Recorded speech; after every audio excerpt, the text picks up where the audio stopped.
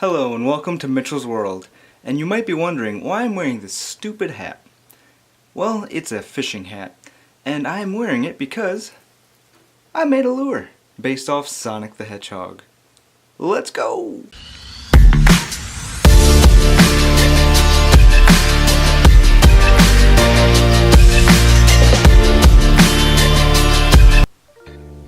Now for this build, what I did first is I took this red line, it's about 20-pound test line, which matched one of the colors that is on Sonic's shoes. So I used that, and I just took out a decent length. I don't know, you can take a foot if it's comfortable with you or more. And then we thread this, or the line I should say, through this little spinner here.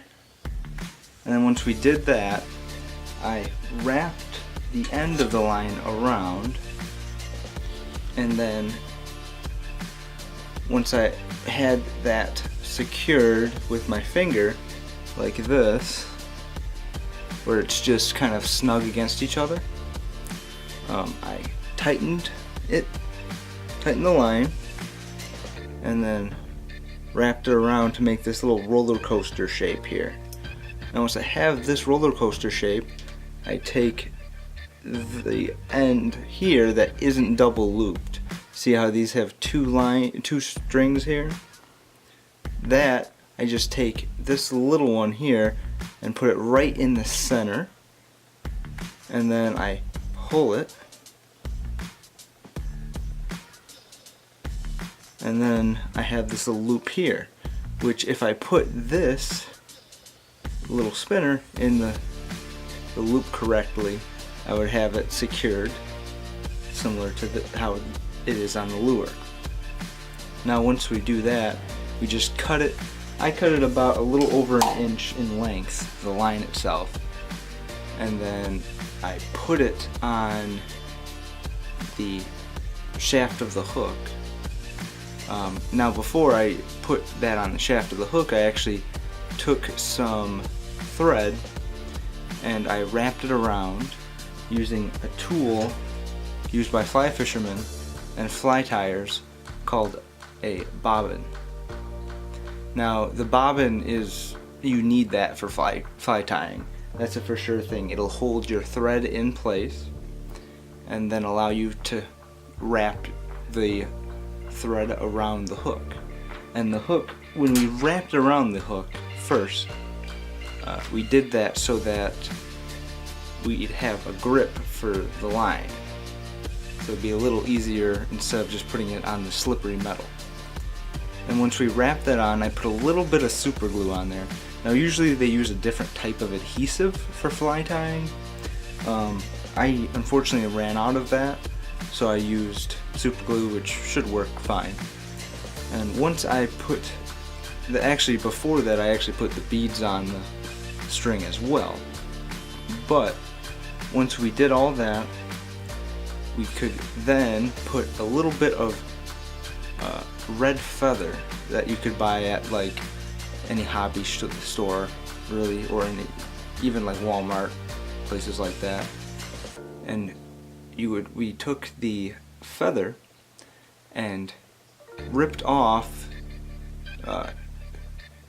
like the fluffy part of the feather from the shaft of the feather and rolled it onto the thread. And just use your fingers and roll it just like in the video here. And then that should mostly stick to that thread. And then once we have that stuck there, we can start wrapping it around the hook.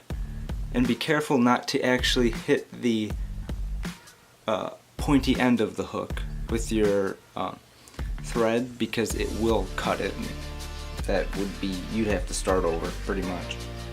And then once we wrap that around with the feather on there, we can move on to the blue feather.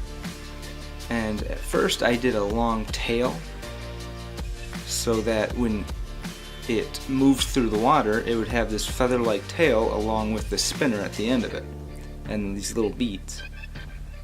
And after I did that, It looked a little bit choppy, so I kind of trimmed it a little bit and then put super glue at the end of it to seal it and to keep everything tied together. And then I took a piece of feather that I cut shaft and all on top of it and just laid it right on top of the super glue, so it would look kind of like wings on each side. And that also covered kind of the roughness of the glue because it laid on top of it and just stuck to it. And it also covered the roughness of the thread itself. Because the thread, it did kind of peek out there, that's why I used blue thread. So that it would kind of blend in. But covering it up with that feather, it worked pretty good. And I also used a red hook because it just matched it right. Now to secure the hook, I actually used this vise here.